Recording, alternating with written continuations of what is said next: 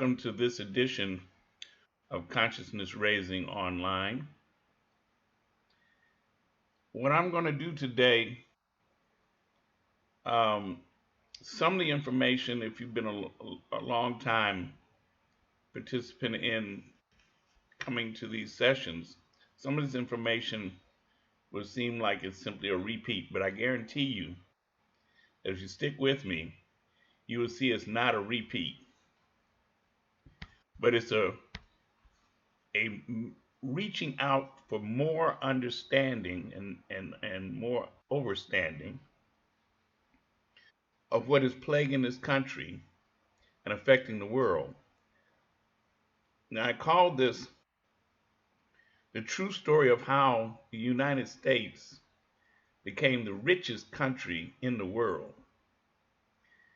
And essentially, it became that way because of theft. Now, let me be clear. There's a difference between being rich and being wealthy. And I intentionally use the word richest country in the world because of that. The difference is essentially this. Rich ends when you die. Wealthy is generational. What has happened is that the United States of America, by being a thief, has been rich, but it is not wealthy because it is not generational in this sense. The United States became rich because of theft. It stole the land, it stole people. In fact, the people that it stole were the most educated people in the world. Let me be clear. The people who were kidnapped from Africa, and let me say this right now so people understand something that's not a pet peeve, but I like to clear it up. A lot of times you hear people say that slaves were taken from Africa. No, that's not true. Slaves were not taken from Africa. People were taken from Africa and enslaved. They weren't slaves when they were taken. In fact, they were from the most educated people in the world. Understand that. And labor was stolen. Labor. And that's important. Think of it like this. Would you be better off in your household if there were 5 people working and bringing in a paycheck than if one person was working? Well, yeah, that's a no-brainer, right? You'd be better off. And what if you had those people bringing in checks and you didn't have to do anything for them except give them a bare minimum of food and water and shelter? You'd be doing great. So we're talking about the theft of labor. And also, there was the theft of the story. The theft of the story, meaning the United States stole the story of what occurred. They stole the story. They've been putting that story out for a few hundred years. Now, most of the time when people think about slavery, they think that, okay, we're talking about slavery in terms of a couple of commodities. What were the slaves used for? What was the labor for? And most of the time, you can get most people to say, well, it's for cotton. And some will say, well, cotton and tobacco. What I need you to follow through, and we might go a little bit longer today, but that's okay. If you have to leave, you can always see this on the recording. But I want you to understand the depth of the theft of the labor. Because it wasn't two, or even three crops. It was five crops that were used, that they stole our labor and used us to uh, take care of these crops for no pay, and it made this country the richest country in the world. Those five crops were cotton, tobacco, sugar, rice, and hemp. Cotton, tobacco, sugar, rice, and hemp.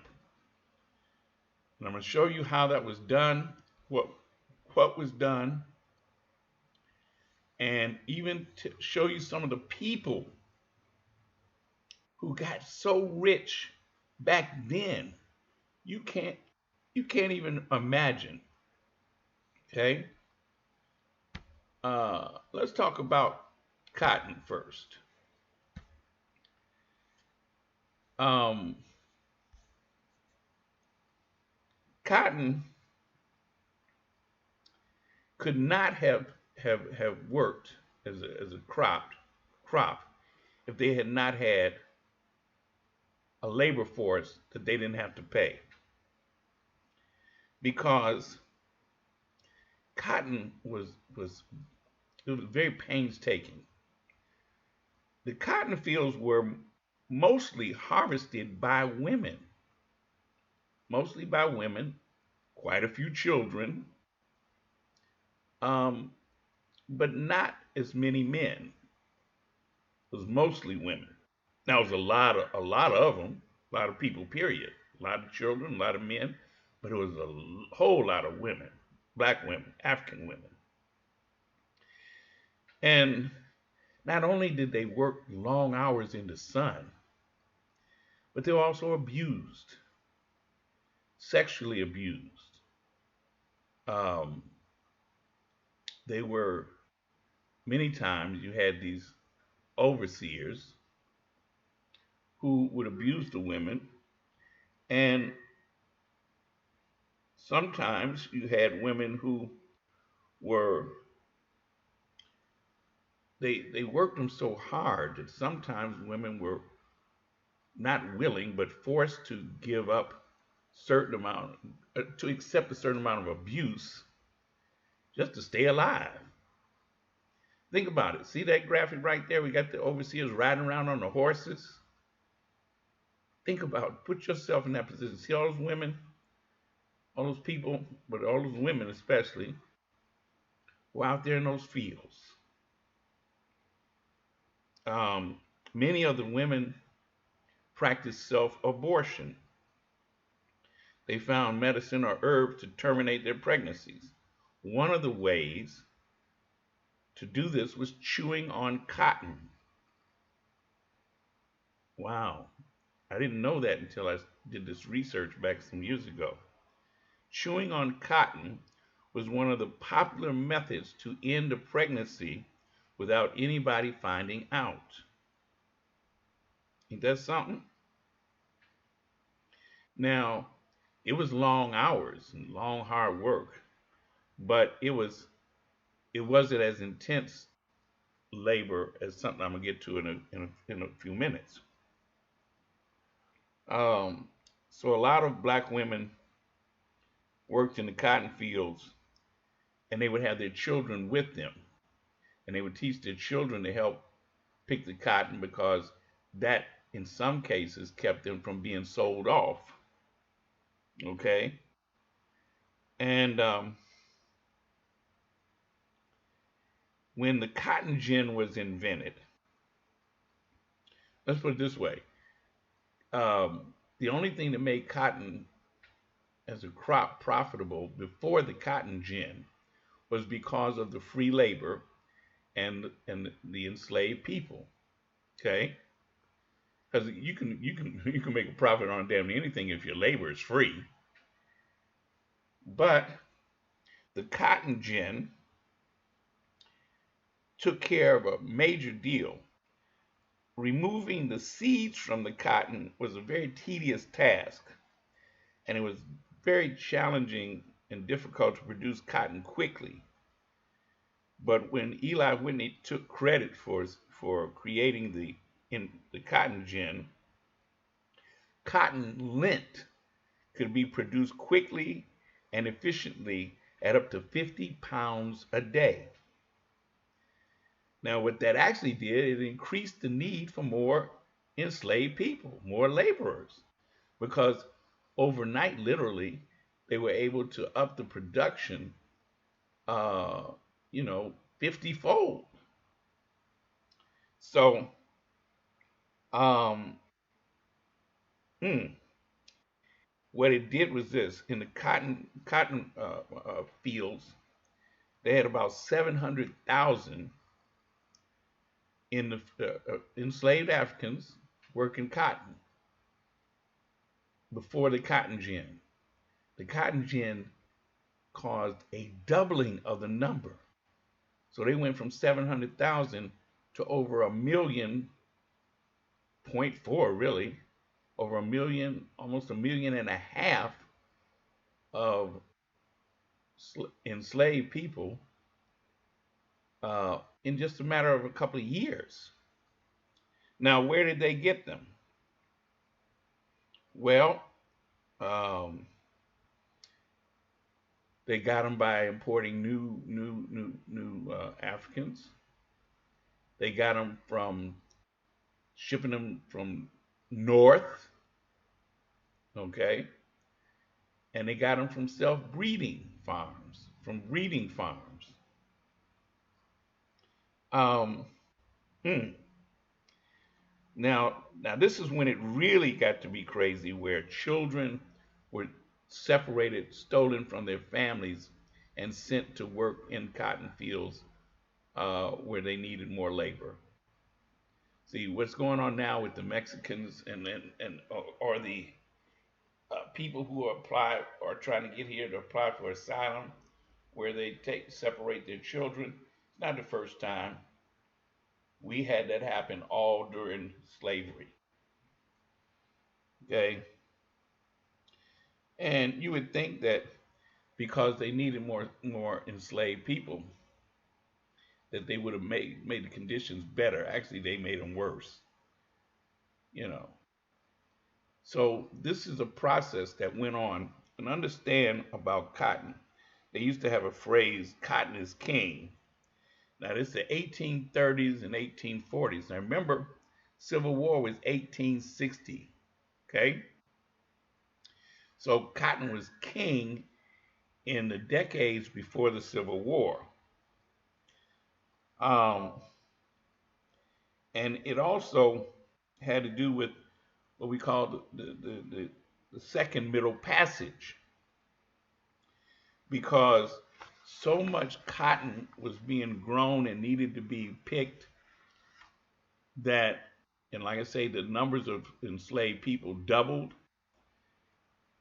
Cotton, you have to understand, was not just, think about this.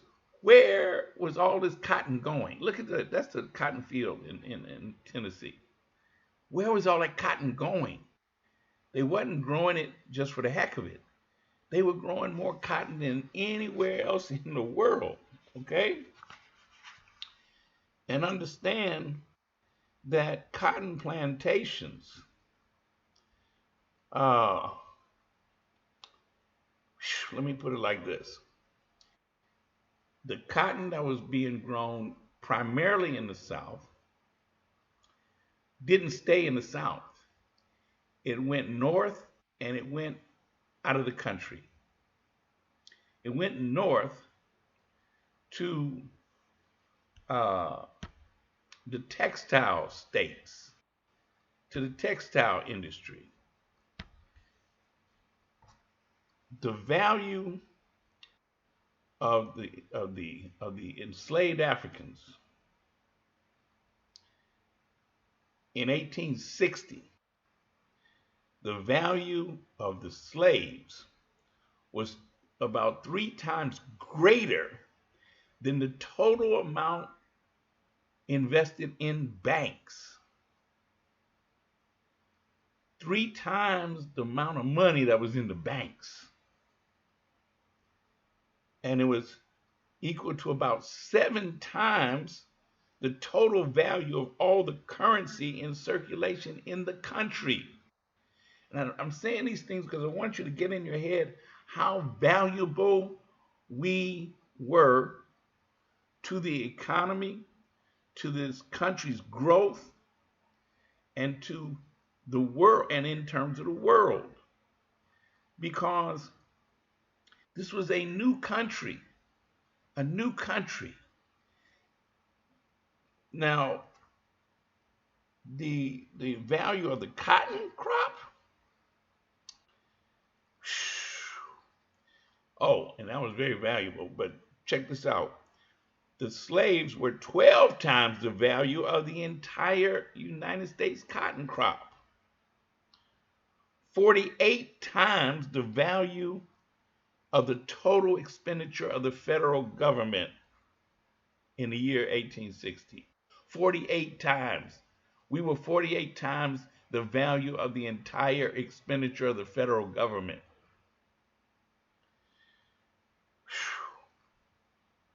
Slave produced cotton brought commercial ascendancy to New York City.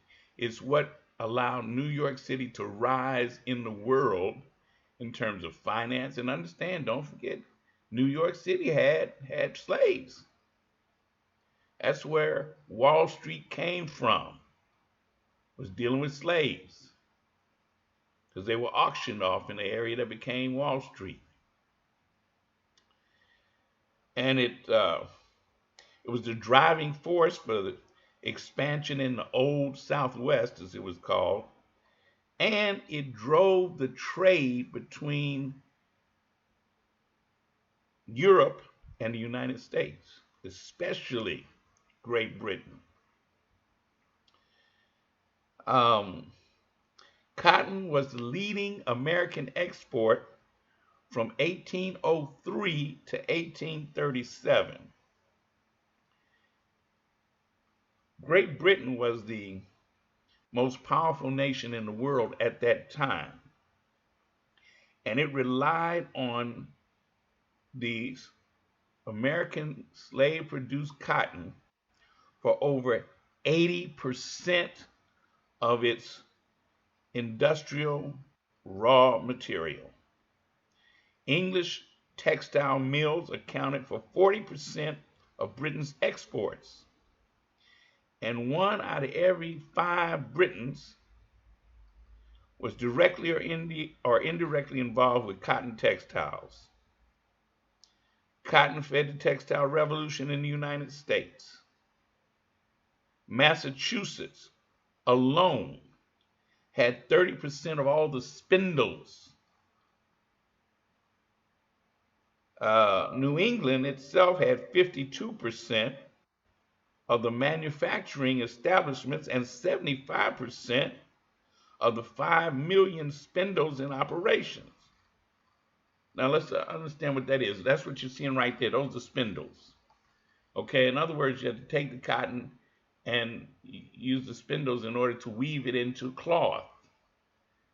Okay, look at those spindles.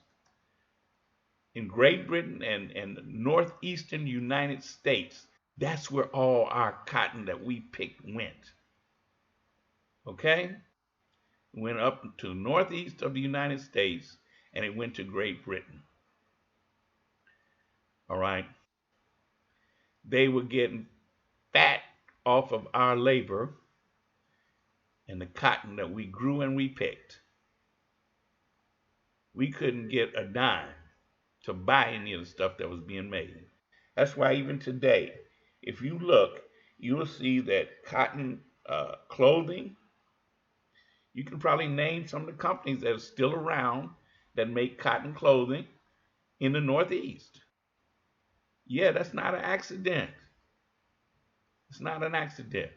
And a lot of those cities and areas, they survived and thrived because they were getting this cotton that was being grown and picked by enslaved people. So don't think that cotton or slavery just was a Southern thing. It was building this country, and it was also building Great Britain, and other areas of Europe. Okay? So, on the eve of the Civil War, New England's economy was dependent upon the textile industry, and that was dependent on the cotton in the slave states.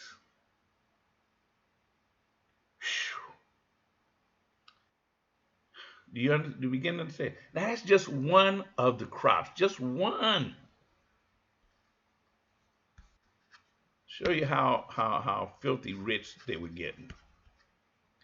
Stephen Duncan, he was from the antebellum South and New York.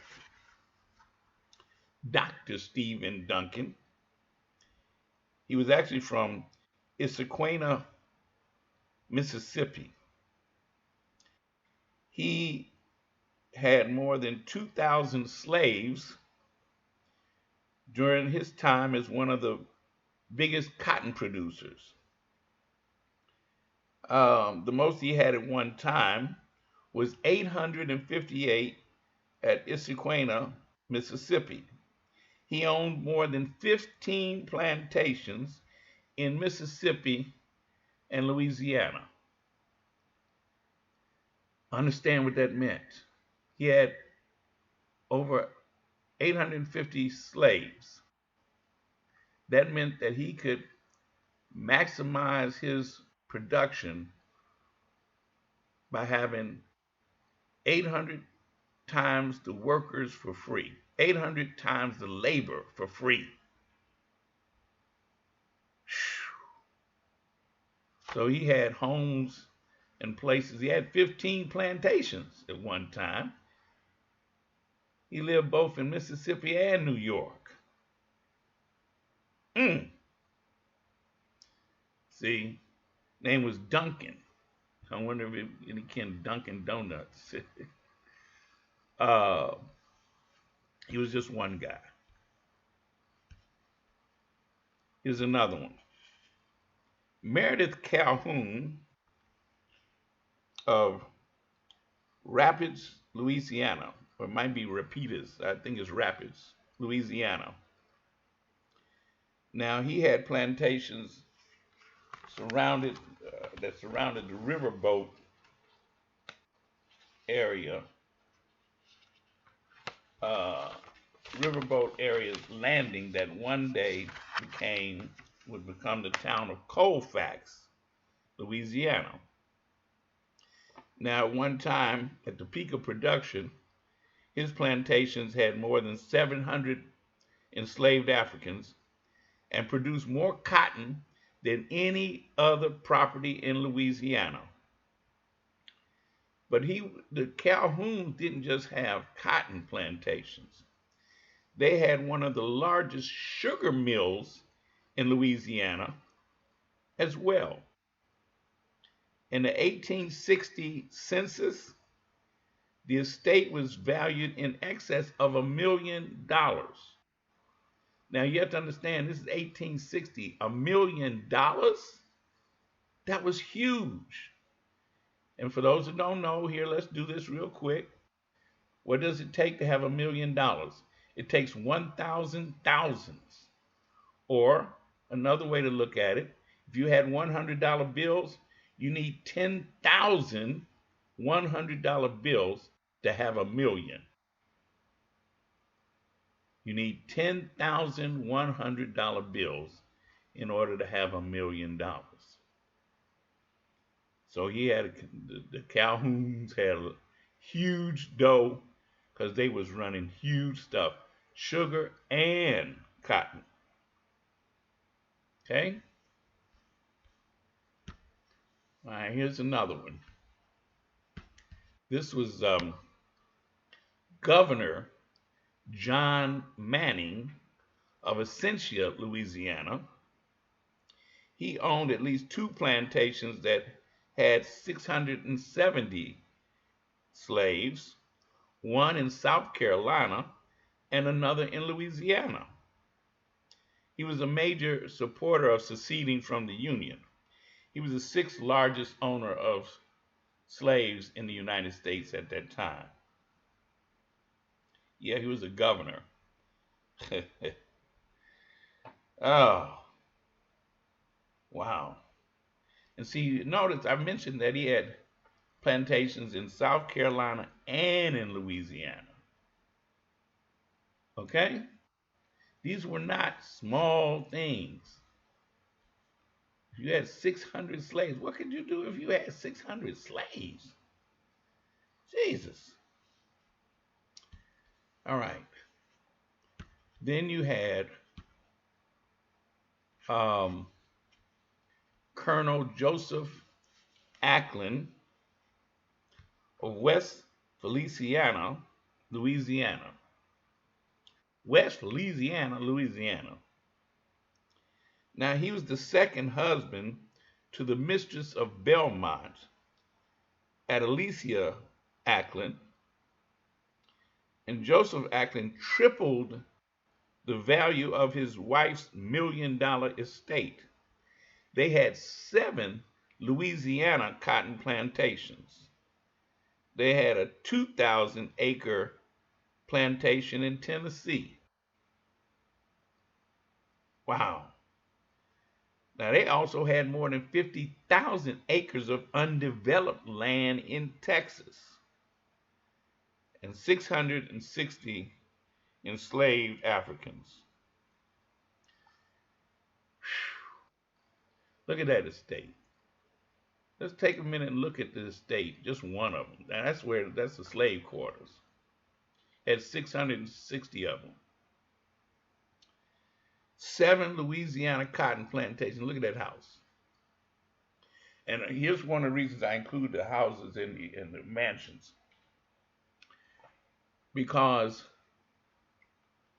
I want you to understand what happens when you are able to live in a mansion or a big house with lots of rooms, and you got lots of room to grow up in and around.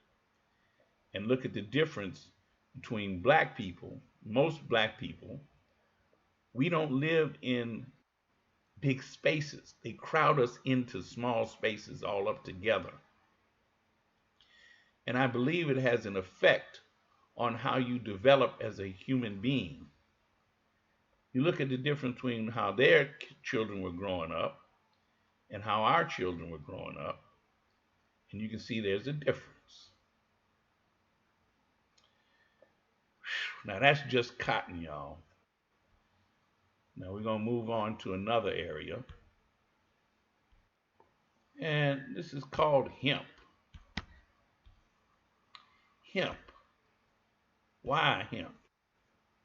Well, industrial hemp was typically found in the northern hemisphere. It's a variety of the cannabis sativa plant that is grown specifically for industrial uses of its derived products. It's one of the fastest growing plants and one of the first plants to be spun into usable fiber 10,000 years ago. In other words, in African countries, they were using hemp to grow to use as a rope. Very good for rope. Usable fiber. They used it for all kinds of stuff.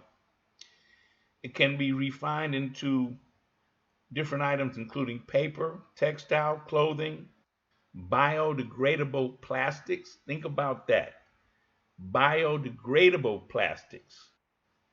One of the issues we have right now is the way that they make plastic, which DuPont and some others have done for years.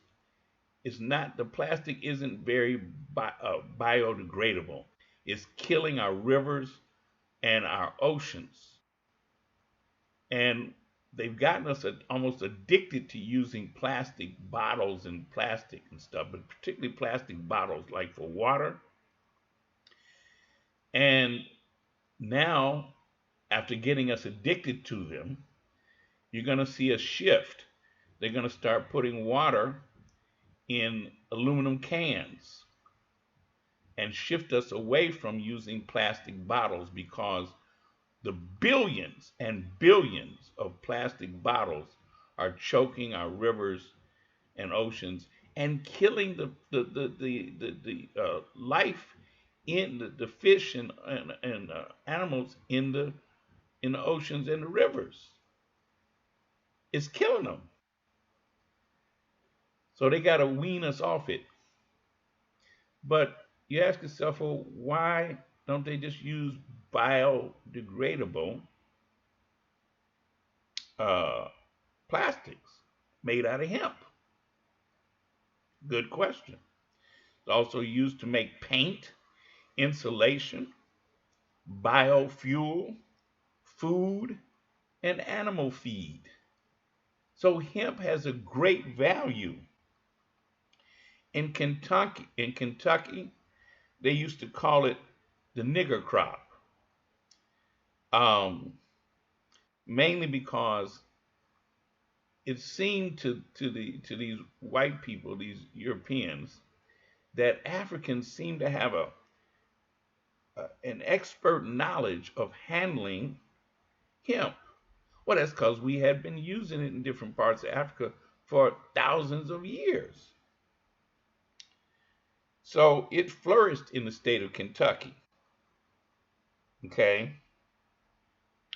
on the hemp farm and the hemp factories, uh, the need for laborers was filled to a great extent by the use of what? Enslaved Africans. And in Kentucky, that's what made that state really grow. Uh, tobacco was used, but we don't even realize hemp was huge. It's one of the major crops.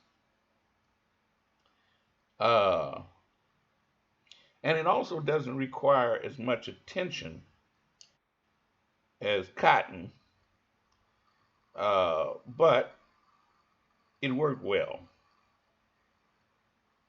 And it was profitable for them, for the slave owners. Okay, uh, flax and cotton were also used to make clothing at Monticello. Thomas Jefferson, believe it or not, you're gonna be. This is really deep because we heard a lot about Thomas Jefferson, but you probably never heard this. Thomas Jefferson grew hemp at Monticello and at Poplar Forest, his plantation in Bedford County, Virginia. He grew it and he smoked it. Yeah. Now, who was it that? Yeah. See that hemp is a first necessity to the wealth and protection of the country. Wrote the Declaration of Independence on hemp paper. See, stuff they don't teach us in history classes. All right. All right. So remember, now we've had cotton and we looked at hemp. Both of them were major commodities that you know built this country, built this country's richness.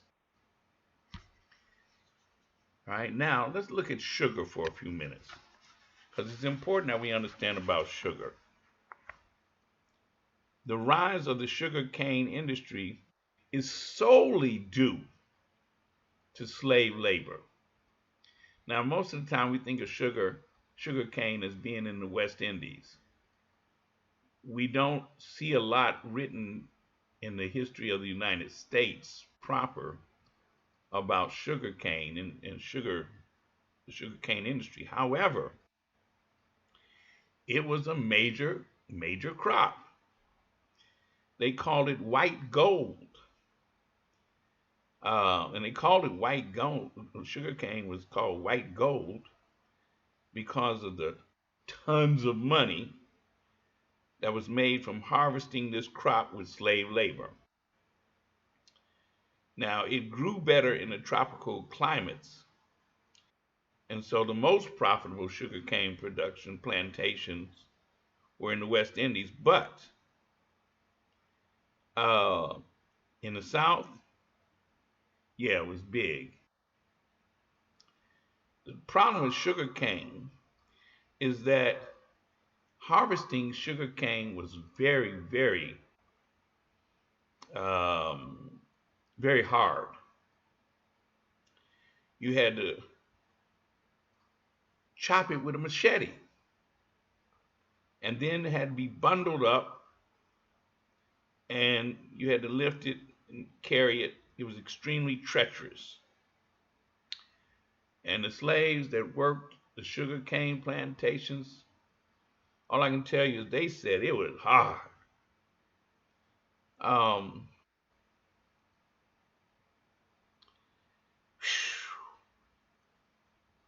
Now, all throughout the Caribbean, for 3 centuries, it was the main crop. But in the United States, um, let me be specific. Down in Louisiana, because of course we know about the Dominican Republic and all throughout Jamaica and Bahamas, all throughout the Caribbean, Haiti, Barbados. They had the British, Dutch, and French colonies. Oh, so you have to understand what sugar did. Sugar originally, when it was first discovered by the Europeans, it was like they had sugar wars because it was so hard to grow and harvest and process.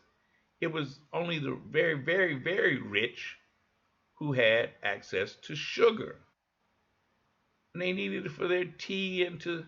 It was a sweetener. Sugar was. Think about it, how we use it. You know, the average American um, consumes something like 70 pounds of sugar a year. 70 pounds. So we consume a lot of sugar because it's addictive. So when they found a way by using slave labor to grow it, to cultivate it, process it, oh, they went crazy.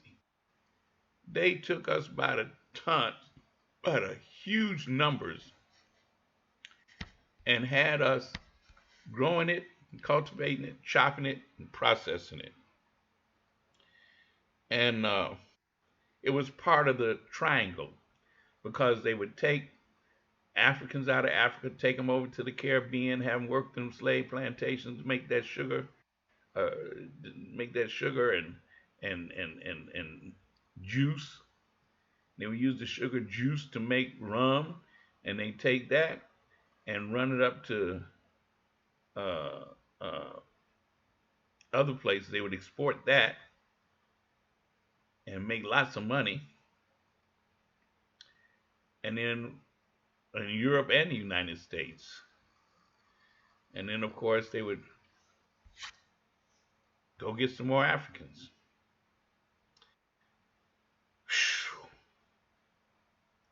The trade triangle is what it was called. Um, Africans were sent to work on the New World plantations. The product of our labor was sent to European capital to be sold, and other goods were brought to Africa to purchase more slaves, to purchase more Africans. By the middle of the 19th century, that would have been 1800s, more than 10 million Africans had been forcibly removed or stolen to the New World and distributed among the sugar plantations of Brazil and the Caribbean. You have to remember, there's twice as many, more than twice as many African descendants in Brazil than there is in the United States. And if you look at a world map, you can see why, because Brazil is straight across the ocean from Africa. And here's what's cold blooded about that: Portugal.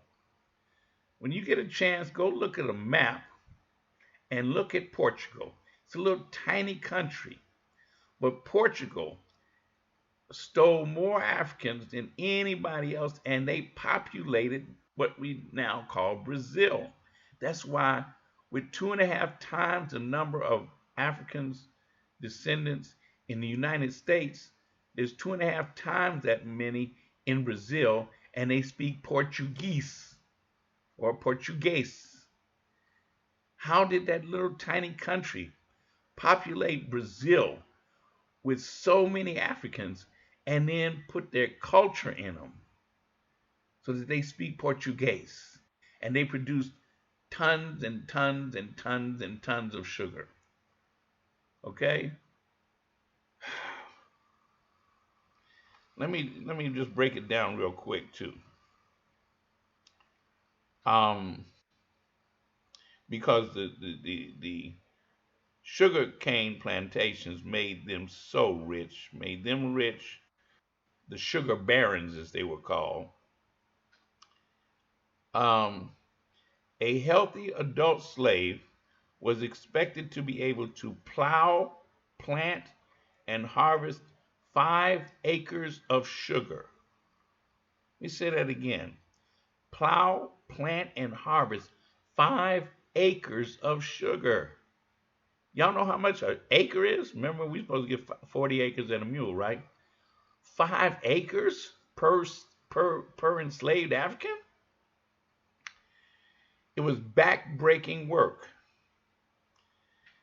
Lines of men, women, and children moved across the fields row by row, hand planting thousands of seed cane stems.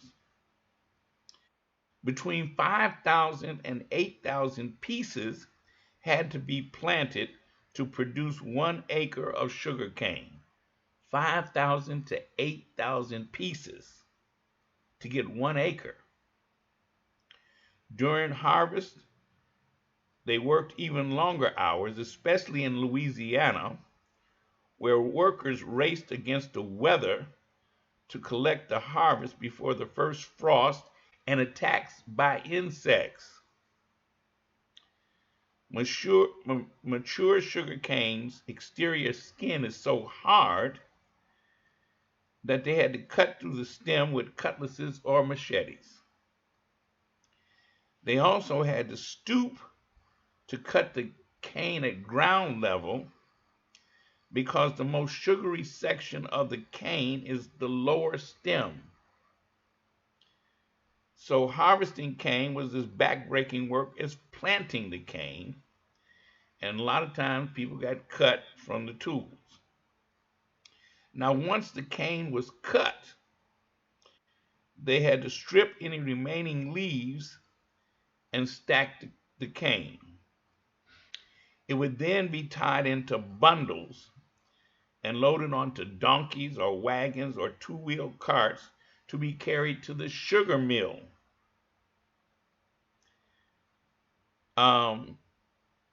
Now, the way that they were supervised most of the time was with overseers that had whips, and they would whip them. They'd be on them horses. Now, the enslaved Africans, the laborer, the free labor, they had to boil the sugar cane, ladling scum from the surface of the scalding liquid and transferring it from kettle to kettle, reducing the syrup to crystals. And routinely, the slaves got burned during this process, which was often referred to as the Jamaica train. And the heat in the sugar houses was so intense that the slaves had to be rotated after 4 hours, their limbs swollen from the heat and the humidity. Once the crystals formed, then they still had heavy labor because the harder the solid cakes of sugar were, the better the sugar quality. But the pieces had to be broken up with shovels and picks and crowbars. Finally, sugar was shoveled into hogshead, these wooden barrels that you see in some of these graphics, and packed solidly before the barrel holes were plugged with a piece of sugar cane. The sugar cane plug helped to siphon out the remaining molasses from the sugar in the hogshead. The molasses dripped onto a floor angled so it would drain into a trough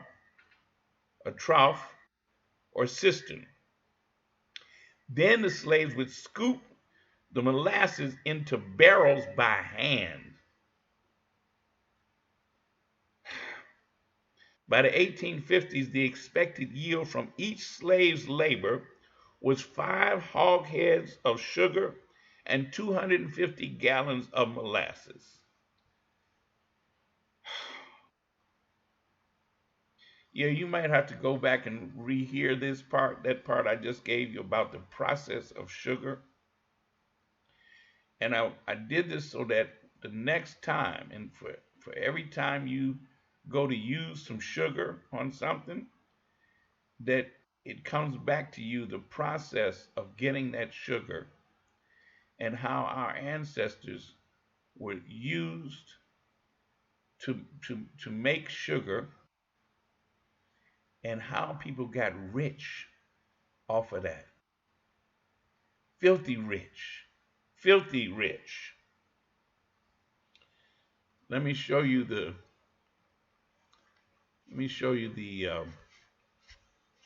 richest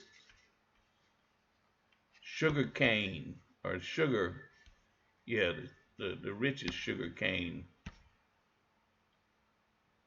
producer in the country during that time. His name was John Burnside of Ascension, Louisiana. Ascension, Louisiana. Burnside was the largest sugar producer in the country during his time at the Halmas Plantation. But before he died, he owned 10 different plantations for sugar. Mm, I'm telling y'all. See, and again, I mention it because a lot of times it's not understood that sugar cane was big in Louisiana. This guy had 750 enslaved Africans at one time. And look at that house. Look at that mansion. Look at that mansion. That was just one of them. That's the Halmas. There's another one. Okay? He had slaves to work the sugar cane, the sugar cane fields, and the processing, and all of that.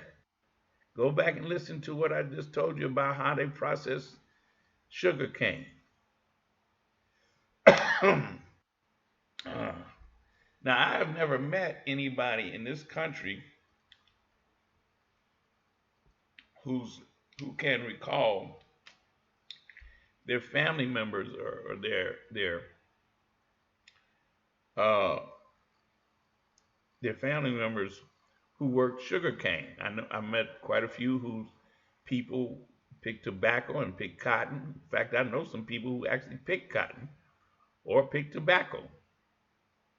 Never met anybody so far who came through the sugar cane process. And I'm wondering if it's because they died so early, because you can't do that kind of work and live a long life. You know, that's where the slaves had to live, right there. Okay, okay. Moving on. I said it would be a little bit longer today. It will be, but I'm almost finished. We're going to look at rice. Now, rice, again, that's another one most black folks don't really know a lot about unless their people was around rice. Well, I say a lot of people think rice is just Asian. Um, but what happened was this: rice was one of the most significant crops planted and harvested in South Carolina. It was huge. But the English colonists who settled in that area of the country, they didn't have the knowledge or expertise to produce rice. So they actually turned to Africans. They basically, I guess they went to the equivalent of Google back then. It turned out that in African countries, some African countries, uh, the some of the best rice growing was done in African countries. Yeah, we didn't know about that, or at least they didn't teach it in history. Uh, Africans from the west coast of Africa, known as the Gold Coast, they um they were the best rice growers, some of the best rice growers in the world. So they snatched them up and brought them over here, mainly from Gambia and Angola. And believe it or not, they grew rice to the extent. See that? See that? Birthplace of rice in America. Carolina gold rice, Carolina plantation rice. Let me share with you some quick things about cultivating, processing, and packaging rice. Okay? Uh, Planting rice is not easy because it entailed working under horrific circumstances. First of all, swamp fields had to be fully cleared before any rice could be planted. The clearing of these rice fields was done by male slaves. And this was dangerous because many slaves were bitten by poisonous snakes, and some simply fell ill with fever and died. When the swamp fields were cleared, then the women, the slave women, would sow the rice. They planted the rice. Rice seedlings were poured into water-soaked soil and submerged in the mud by the slave women using their bare feet. Wow. Um, to show you how crazy these white people are, they went and got slaves who had been dealing with sugar and brought them over from Barbados, especially, uh, to work the rice fields.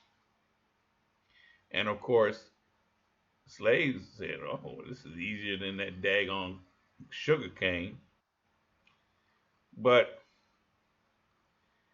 uh, the Carolinas were too cold for the cultivation of sugar, so rice became good. Uh, they also tried to use Native Americans, but they would die off way too quick. Smallpox and yellow fever killed many of the Native Americans. And of course, they couldn't get enough European indentured servants to do it. So then, yeah, they used the Africans because they were the most skilled. Okay. Um, in the 1730s, more than 10% of South Carolina's slaves came from the rice production area of the Guinea coast, Senegambia, and the Windward coast.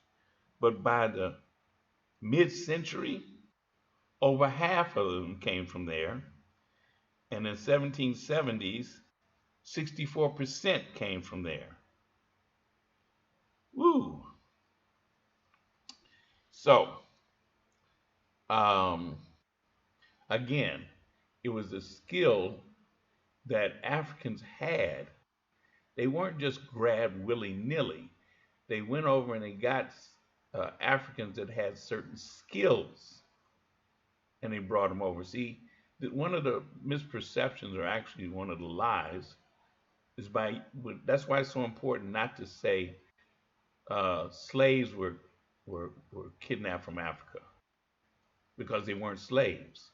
But if I had to say that they were well educated, knowledgeable from in different fields, okay, that's a different story. Because then you understand that it was specific in some cases. They grabbed us and stole us and put us to work against our will and didn't pay us. Okay? Let's talk about because these Africans brought their knowledge from their homelands of different modes of rice cultivation, soil and water management, and milling, which they adapted to the rice plantations of the Southeast. Now, let's look at one of the kings of, he was known as the king of the rice planters. His name was Colonel Joshua Ward of Georgetown, South Carolina. The king of the rice planters. He had on the Brook Green Plantation in South Carolina, he had 1,130 enslaved Africans. Woo! In 1850, he controlled 6 large plantations and produced 4 million pounds of rice a year. 4 million pounds of rice. Do you know what kind of labor it took to produce 4 million pounds of rice? He had 1,100 enslaved Africans working for free. So it wasn't just the labor, it was the knowledge too. Huh. Wow, the king of the rice planters. Here's another one. This guy's name was William Aiken.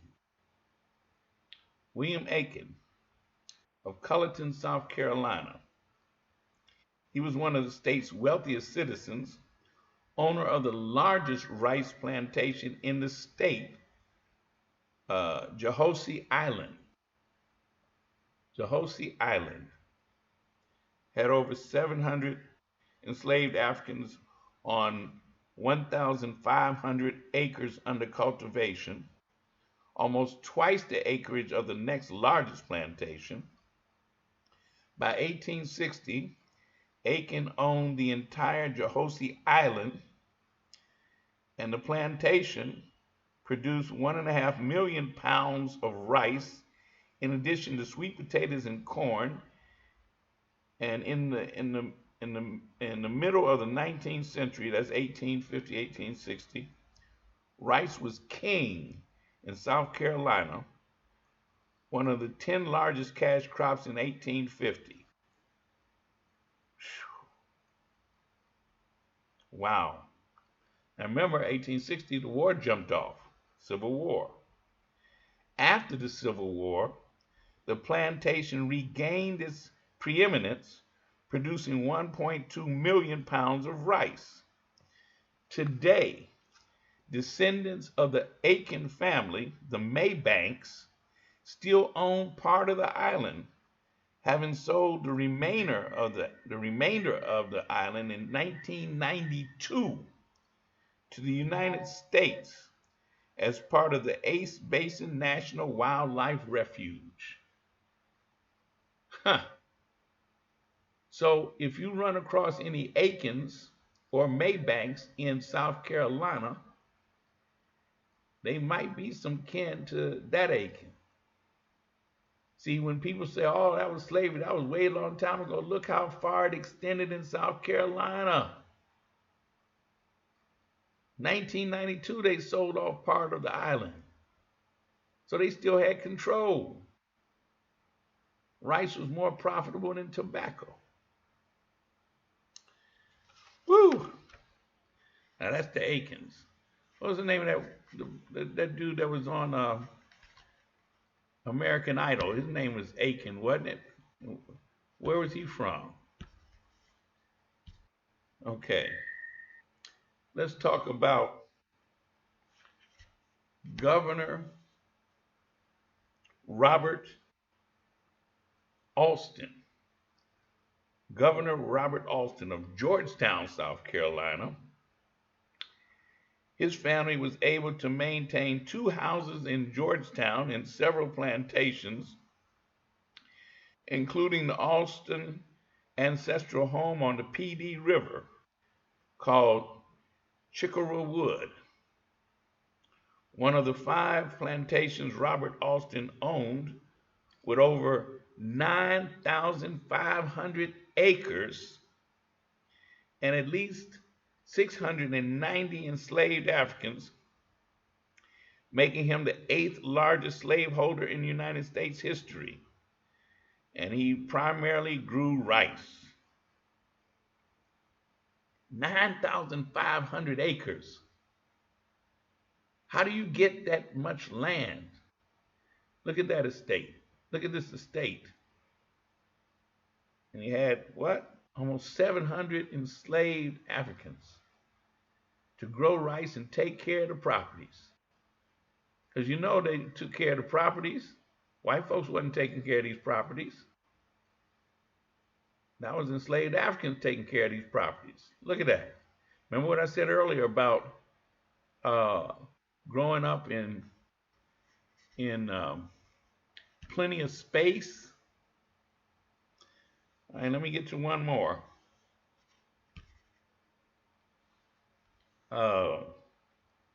Joseph Blake of Beaufort, South Carolina.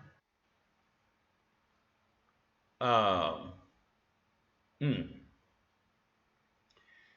Blake family enslaved black people for generations on a rice plantation in Beaufort, Prince William's Parish. Joseph Blake had two plantations, one in Prince William's Parish and another in St. Peter's Parish. The former one was called Bonnie Hall on the Combahee River, south of the town of Yemassee, with 330 acres. These are some of the same pictures from before, but that's okay. You get the picture, right? Yeah, just understand it. They had these huge cribs built on the backs of black labor. Now that's rice. Again, another crop made millions and millions and millions and millions of dollars off of stolen labor. All right, last area, tobacco.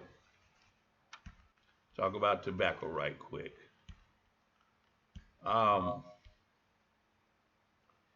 Tobacco had became the dominant crop harvested by slaves during the colonial period. The two states that had the largest amount of slaves for tobacco cultivation were Maryland and Virginia. Virginia's economy had little gold, and so gold wasn't the product that was going to put Virginia on the map. They looked for new ways to make money, and soon the product called tobacco was on every plantation. The owners knew that planting large volumes of tobacco for internal use and export, vast numbers of labor, cheap labor, slave labor, was needed. Tobacco was very profitable for the colonial governments. It provided the colonial governments of Virginia and Maryland with one of their principal sources of revenue. The tobacco industry made slavery profitable and Virginia tobacco slave owners rich.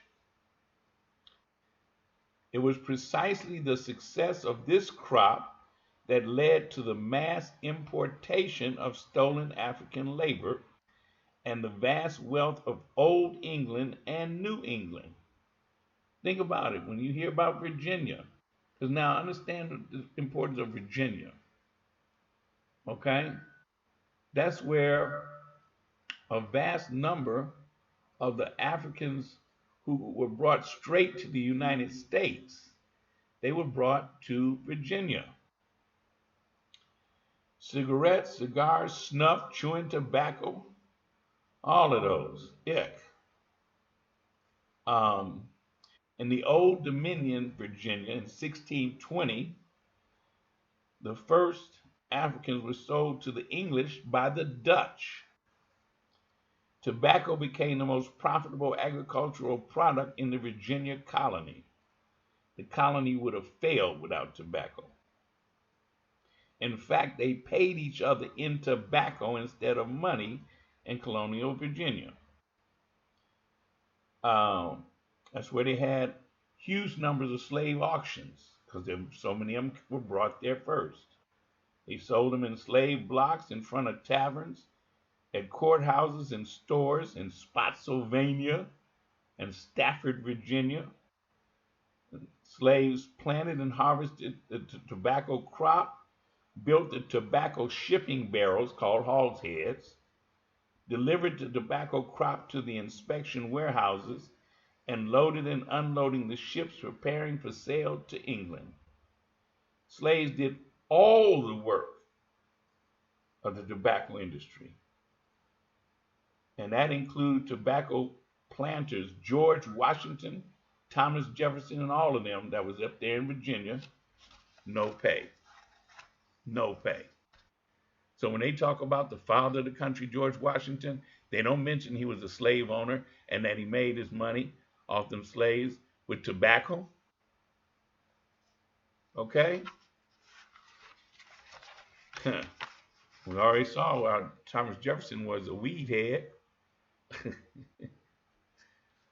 um, again, let me repeat. We're talking about the largest theft in the history of the world. The largest theft in the history of the world. Again, they stole the land, they stole the people, the most educated people in the world. Now, I hope from this you got a better picture of who the Africans were. They weren't these ignorant people, subhumans, as some folks like to think of us. They were educated, they were knowledgeable, they were farmers, they were scholars, they were all kinds of people. And he brought them and enslaved them and put them through the worst cruelty in the world, harvesting these crops to make these people rich. So they stole the people, stole their labor, stole their labor, and stole their story. Stole the story.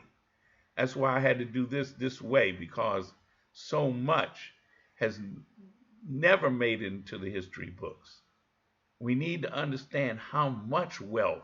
See, when they go to talking to us about slavery, whenever reparations comes up, you hear them say, well, that was way long time ago, and my family didn't have nothing to do with it, and I didn't have nothing to do with it, and all of this. And no, the government and all of the wealth that was created in this country came off the backs of black people. They stole the story, the labor, the people, and the land. And they will have to pay for that. So remember the 5 crops, and that's important too, so that we broaden the knowledge. It was cotton, tobacco, rice, sugar, and hemp. Think about how many of them are still used today. Cotton, tobacco, rice, sugar, and hemp.